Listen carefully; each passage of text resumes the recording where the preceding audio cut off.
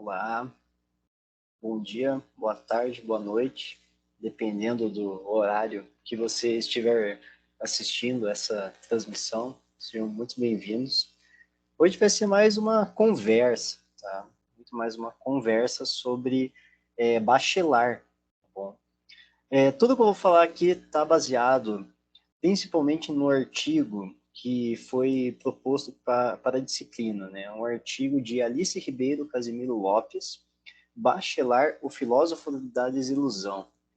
A Alice, ela produziu esse artigo na Escola Técnica Federal de Química, na Faculdade de Educação da UERJ, no Rio de Janeiro, tá?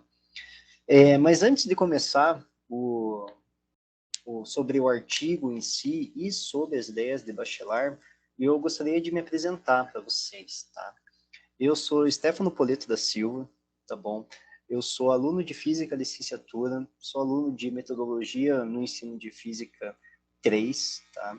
No curso de Licenciatura da Universidade Federal do Paraná. E aqui eu tenho uma apresentação um pouco mais formal, assim, do que eu faço, por que eu vou falar sobre a natureza da ciência, que já é uma área que eu venho estudando já desde o PIBID, já faz bastante tempo, assim. Então, é uma área do conhecimento que eu me interesso bastante. Então, quando eu olhei o texto do Bachelard, eu fiquei bem feliz, assim, de saber que a gente ia trabalhar com ele. Até porque é um epistemólogo, um dos meus preferidos, assim, é o Gaston Bachelard, tá? Bom, então, eu sou o Stefano. Muito prazer a todos. Sejam muito bem-vindos à nossa conversa, tá? Sou estudante, cientista, professor, pesquisador na Universidade Federal do Paraná e também nas escolas públicas. Eu atuo como professor, tá? Eu sigo pesquisando acerca de aspectos da natureza da ciência, de história, filosofia e sociologia da ciência. Durante a graduação, eu venho atuando no PIBID, tá? Fui bolsista de iniciação à docência entre 2014 e 2018. Eu participei de comissões avaliadoras, tá? Principalmente aqui no 15º ENAPET, e também como monitor bolsista na CIEP. Tá? Os meus interesses de pesquisa são em História, Sociologia e Filosofia das Ciências, alfabetização científica e tecnológica, formação de professores de Química, controvérsias sociocientíficas, educação para os direitos humanos e os estudos decoloniais. Tá? Bem, eu já que me apresentei, né? Agora a gente pode começar a conversar sobre o que nós vamos falar sobre Bachelard aqui nessa apresentação, tá? Então eu trouxe um sumário, um breve sumário para vocês entenderem o que vai ser trabalhado nesse seminário aqui, tá? A gente começa com uma introdução, tá? Já apresentei quem me apresentei, né? Quem está apresentando o seminário. Estamos aqui na parte do sumário, por isso que está aqui esse B aí em negrito, tá? Vamos falar qual foi o artigo que a gente leu e a autora desse artigo.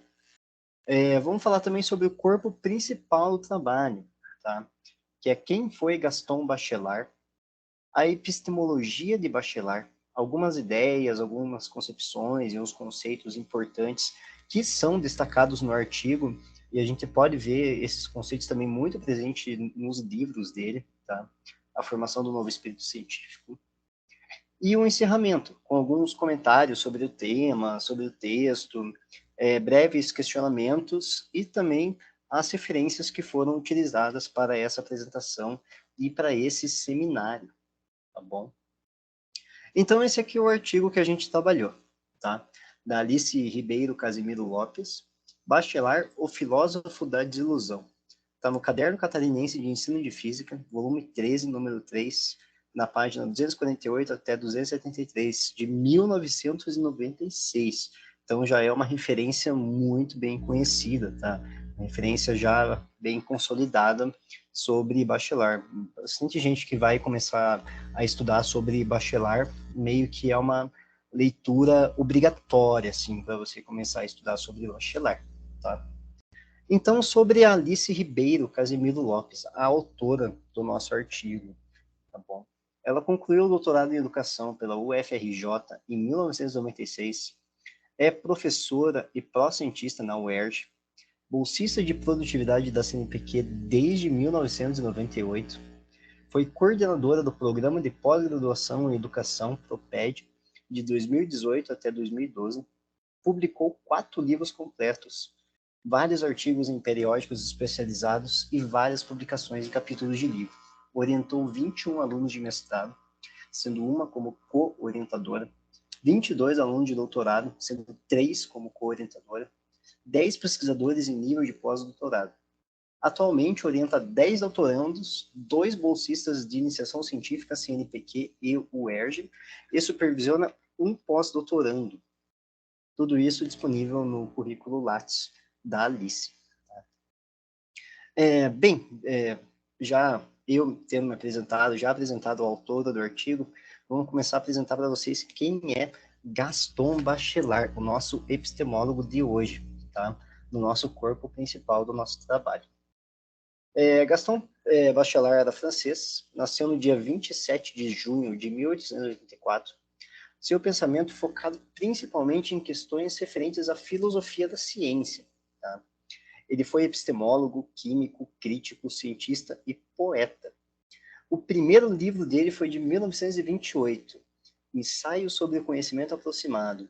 E o seu livro mais famoso, que a gente vai trabalhar as categorias bachelardianas, é O Novo Espírito Científico.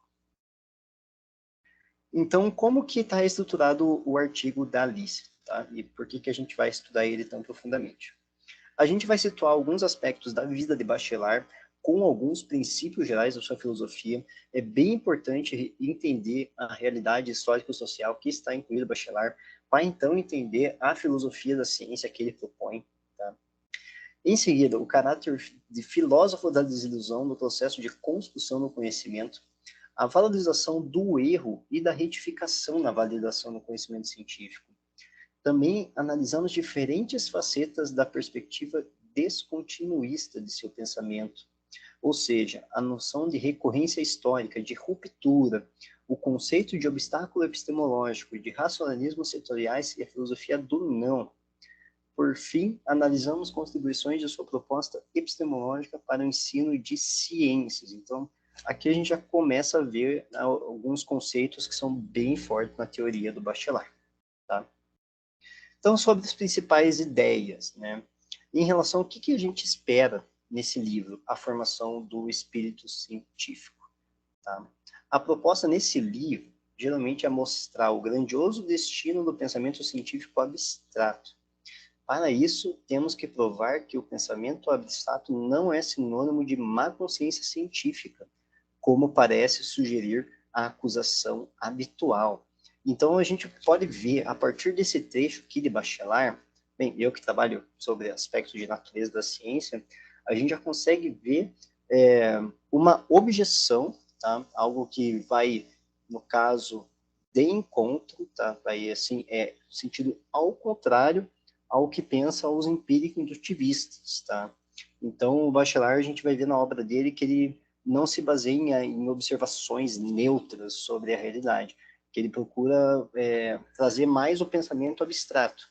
Isso não significa que é menos científico, tá? A gente vai ver pelos conceitos dele que mesmo você não baseando totalmente os seus dados em coisas empíricas e dados experimentais, é possível sim você continuar sendo científico e continuar tendo um rigor científico, mesmo você não tendo tratamentos de dados experimentais e empíricos, tá bom? Então, algumas categorias do Bachelard, tá? Bem, sobre o filósofo da desilusão, o que é essa desilusão aí que tanto pega a gente, às vezes, nas nossas leituras que a gente vai fazer sobre Bachelard? Basicamente, enfatizar a importância do erro, tá? A ciência precisa do erro, ele precisa que as pessoas se retifiquem, que a ciência não é algo estático e que sempre vai dar resultados satisfatórios, ela é problemática por essência, tá? Então, a gente não busca uma verdade absoluta na construção do conhecimento científico, tá bom? E isso leva a outra categoria do Bachelard, que é a descontinuidade, tá bom? Bem, principalmente a gente precisa analisar a obra de Bachelard, assim como toda a história da ciência, inserido na sua realidade histórico-cultural, tá? Então, o bacharel ele enfatiza bastante essa importância de você inserir os aspectos de história da ciência e de pensamento filosófico e, junto, analisar a cultura daquele conhecimento, o que pensavam os cientistas daquela época, como que eles trabalhavam na realidade que eles tinham, tá? E também o conceito de ruptura. O que é essa ruptura? É quando você vai além das aparências, tá? Até porque o aparente na ciência, quando você se baseia só numa observação neutra, isso pode levar a alguns equívocos, tá? E a ciência se estrutura através da superação desses erros. Então, você tem uma compreensão maior do que o que é aparente, tá? E isso ele chama de ruptura, tá bom? Que é o que se pensava ser conhecido. Outro conceito bem importante, talvez o mais importante da teoria de Bachelard, é o de obstáculos epistemológicos, tá? Que é quando se procuram as condições psicológicas do processo da ciência. Logo se chega à convicção que é em termos de obstáculos epistemológicos que o problema do conhecimento científico deve ser colocado. E esse conceito, ele é o mais importante, é o conceito mais central do Bachelard. Então, é bem importante que a gente compreenda bastante sobre ele, tá? E esse conceito de obstáculo epistemológico, o Bachelard, na página 17, ele vai falar que esses obstáculos epistemológicos, eles podem ser a causa de estagnação e até de regressão, tá? A gente vai detectar causas de inércia, a quais daremos o nome de obstáculos epistemológicos, tá? E o que é essa filosofia do não? A filosofia do não, para Bachelard, ela diz que não existe um contínuo racional da história do conhecimento científico. A física relativística diz não à física newtoniana. A geometria de Lobachevsky diz não à geometria euclidiana. A química quântica diz não à química lavoisieriana. Esse processo de negação não implica, contudo, o abandono das teorias anteriormente construídas. Trata-se, sim, de reordenar, de ir além dos pressupostos por introduzir uma nova racionalidade. Tá? Então, esses dois conceitos aqui eles são muito legais, eles se complementam, tá bom? Principalmente quando a gente consegue compreender o que é um obstáculo epistemológico. O obstáculo epistemológico, ele é o conceito que impede a gente da gente ver algo que seria muito importante para você, como cientista, você fazer essa verificação. Por exemplo, você não pode fazer um estudo na física relativista e estar usando a física newtoniana, nem um estudo da química de Lavoisier e estar usando a química quântica. São coisas que são incomensuráveis, tá? Então, a gente precisa ter muito em mente qual que é o nosso papel e qual a teoria que a gente está usando. Então, a gente pode ver que já é uma ideia totalmente que vai contra a ideia dos empírico-indutivistas, né? Que os empírico-indutivistas, eles falam que não, que você tem que observar o seu objeto de pesquisa sem ter o teu aporte teórico. O Bachelard já vai no sentido totalmente contrário. Ele fala que o aporte teórico é a parte mais importante para a gente ir além do que a gente entende, o que é ciência, o que é conhecimento científico e conseguir fazer um trabalho mais adequado cientificamente, tá? E a gente também pode ver que o Bachelard, ele foca muito no erro, tá? Que é importante você ter os problemas na ciência, você levantar problemas de pesquisa, você conseguir retificar alguma teoria que já estava possivelmente consolidada. Esses são os momentos que mais o Bachelard ele comenta que a ciência mais evolui. É quando a gente consegue romper com essas teorias que a gente tem tão enraizada e a gente consegue superar esses obstáculos epistemológicos para a gente conseguir reorganizar as nossas ideias e a física, tá? Então a gente já começa a vir para a parte do encerramento, tá? Alguns comentários sobre o texto. Então, o que a gente principalmente vem estudando aqui nesse texto? Sobre epistemologia, tá bom? O Bachelard é um epistemólogo da ciência, ele hoje é conhecido e estudado em muitos cursos de filosofia da ciência e de química e de física, e na pós-graduação também na área de epistemologia, tá? Ele tem aspectos da natureza da ciência muito satisfatórios, muito importante ter a leitura do bacharel para você ir desenvolvendo uma concepção que é adequada de natureza da ciência e que é importante a gente trabalhar com alunos, sejam eles do ensino médio, de graduação e pós-graduação, tá? Os aspectos da natureza da ciência, eles ajudam muito a gente compreender como a ciência funciona, como que é o trabalho coletivo de cientistas e de revisão por pares, tá? Bem, isso acaba abrangendo basicamente várias ciências. A gente usa o bacharel principalmente na química e na física, mas é possível ir além, tá? É possível a gente ver muito de bacharel em outras ciências também. Mas para isso a gente precisa de mais pesquisadores indo atrás desse assunto e estudando mais sobre bacharel, tá? As áreas mais afetadas pelo bacharel e que mais estão presentes na filosofia e nos livros de bacharel é a física e a química, principalmente a química, porque o bacharel ele foi químico, né? Mas nada impede da gente estudar ele aqui na física, como estamos fazendo, né? No nosso curso de física estamos estudando sobre o bacharel, e ele também é muito importante porque ele passa uma visão de natureza da ciência muito adequada, e também ele tem livros sobre física, tá? Tem tanto livro sobre física e de química, com um enfoque um pouco maior para a química mesmo, tá? Então, temos algumas questõezinhas que a gente pode pensar junto, tá bom? Eu vou tentar só dar uma pincelada bem breve em cada pergunta, mas fiquem à vontade para vocês responderem da forma que vocês acharem mais adequada. Não existe aqui uma resposta final e infalível, tá? É importante que vocês possam também pesquisar sobre essas perguntas e fazer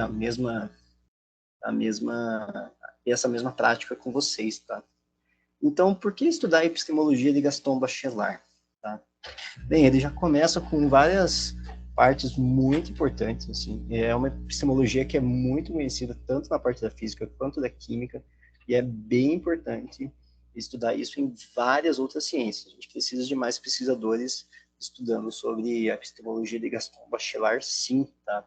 É um epistemólogo que não vem sendo tão profundamente estudado, tá? Na área da filosofia das ciências. Já foi mais estudado antigamente, mas é importante retomar os estudos sobre Bachelard, sim, tá?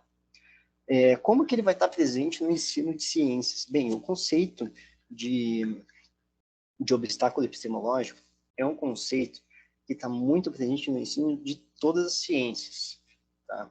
Então, ele não está só esse conceito, tem vários outros conceitos que também envolvem a natureza da ciência, mas o conceito de obstáculo epistemológico, ele é o mais central dentre as categorias que a gente estudou aqui do bacharel, tá?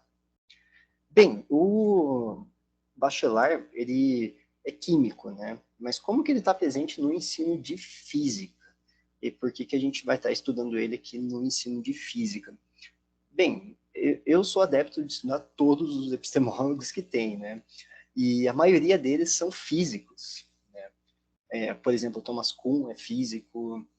Então, toda a filosofia da ciência ela foi muito centrada na epistemologia da física, tá? Bastante centrada na epistemologia da física. Mas a gente consegue ver aspectos de bacharel no ensino de física, é só prestar atenção e dar mais uma olhada no conceito de ruptura também, está muito presente na filosofia da ciência de Thomas Kuhn, tá? Então a gente consegue ver bastante relação também entre bacharel e outros epistemólogos da física, tá? E se o bacharel apresenta uma visão considerada satisfatória em relação aos aspectos da natureza da ciência, a gente pode dizer que é um epistemólogo bem importante da gente comentar na parte da natureza da ciência. Ele traz uma visão bem adequada sobre quais são os aspectos da natureza da ciência e como a ciência se desenvolve. Então é bem importante a gente estudar ele mais profundamente, tá bom? Gostaria de agradecer, tá? Isso conclui a nossa revisão de bacharel, tá bom? para a gente reviver e reorientar e tudo mais. Então, agradeço a todos que assistiram e espero que tenham gostado e feito um bom proveito.